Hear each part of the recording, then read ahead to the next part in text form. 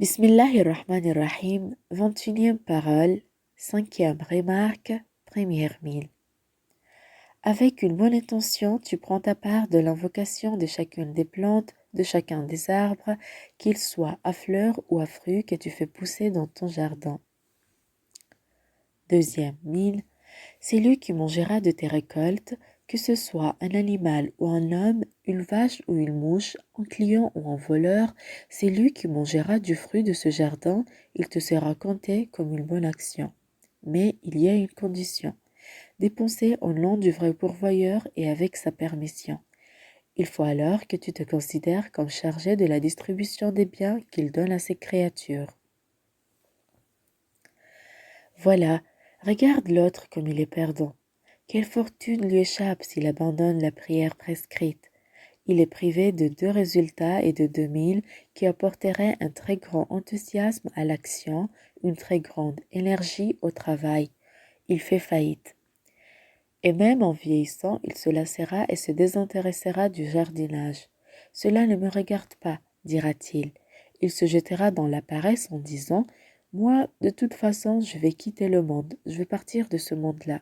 Pourquoi subirais-je tant de peine ?»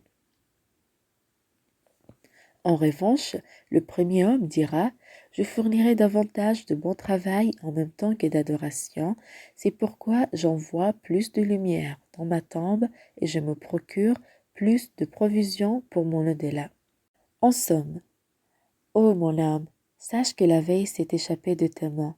Quant au lendemain, tu n'as pas de garantie prouvant que tu le posséderas.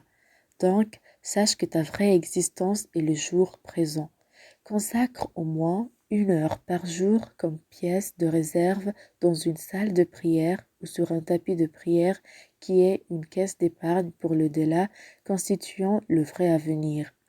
Aussi, sache que chaque nouveau jour est la porte d'un nouveau monde pour toi et pour les autres. Si tu n'y accomplis pas la prière prescrite, ton monde d'aujourd'hui passera d'une façon ténébreuse et lamentable. Il témoignera contre toi dans le monde des similitudes, car chaque jour, chacun a un univers personnel qui lui est propre. Aussi, la qualité de ce monde-là dépend du cœur et de l'action d'un tel homme. De même, un palais magnifique qui se reflète dans un miroir prend la couleur du miroir. Si le miroir est noir, le palais paraît noir. S'il est rouge, il paraît rouge. Son reflet dépend aussi de la qualité du miroir. Si le verre du miroir est lisse, il le reflètera beau. S'il n'est pas lisse, il le montrera laid.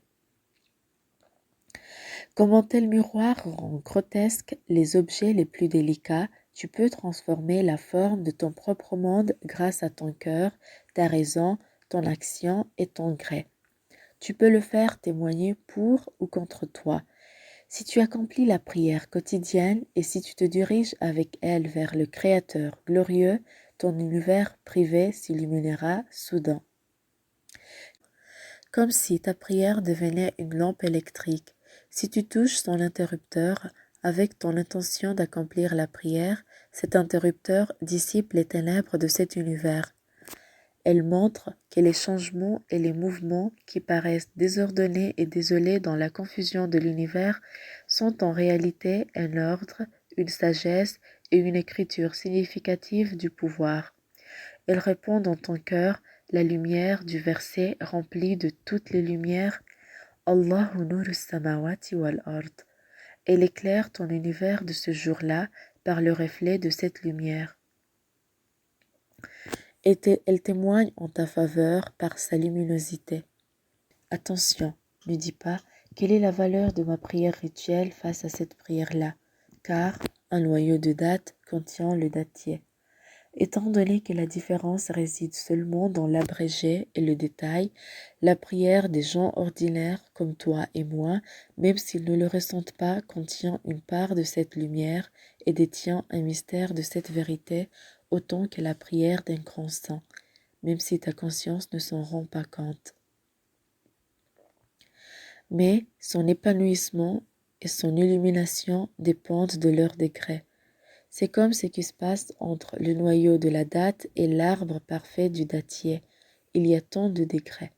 De même, dans les degrés de la prière, on peut en trouver plus. Mais dans tous les degrés-là se trouve le fondement d'une vérité lumineuse. Allahumma salli wa sallim ala man qal, as-salatu imaduddin, wa ala alihi wa sahbihi ajma'in.